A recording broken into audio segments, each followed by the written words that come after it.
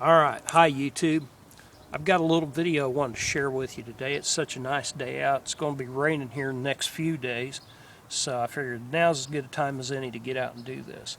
I've been thinking about this video for a while and I wanted to really share it, so I figured this was as good a day as any.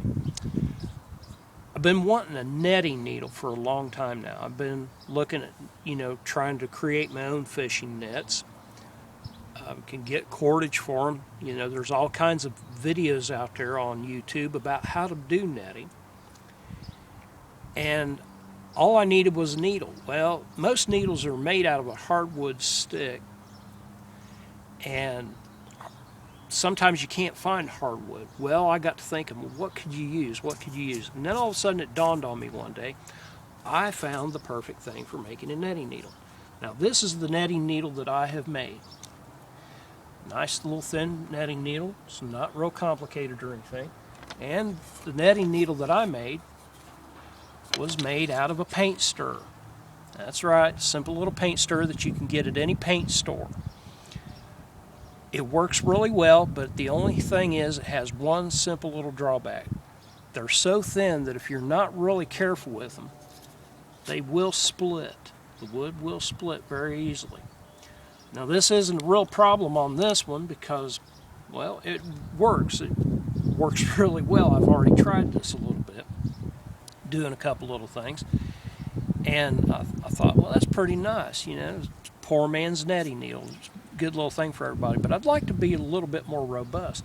Well, then all of a sudden it dawned on me what I'll do is I'll start making them out of the stirrers that you use for the 5-gallon buckets of paint or drywall mud. That's right, they're a little bit thicker. They're about twice as thick, as a matter of fact, and they're a lot longer. So the length of this, I can actually get about 4 or 5 out of this whole thing, even with this little handled thing on the end of it. It's really simple, easy to do. You take and make a basic pointed shape, half moon cut out in the back, and a U-shaped cutout inside the body. And what this allows you to do is thread your material that you're netting with up on top of it. It just goes around that little point, comes back, loops around the back, goes up and over again the other way, comes back, up over the front, just like that. Strips off the same way backwards. As you need more material, just take it off the end, do your netting, and it works really well. It works so well, as a matter of fact, that I'm not only starting a netting project, but I also wanted to make a fish trap. So I've started making a little twig door where you can reach your hand in, fish trap, and get your fish out once they've been caught.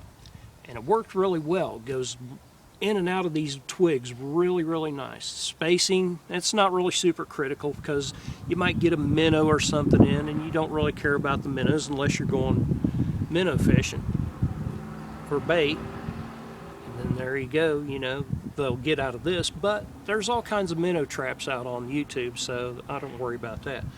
The thing I am worried about is keeping the big fish in the trap.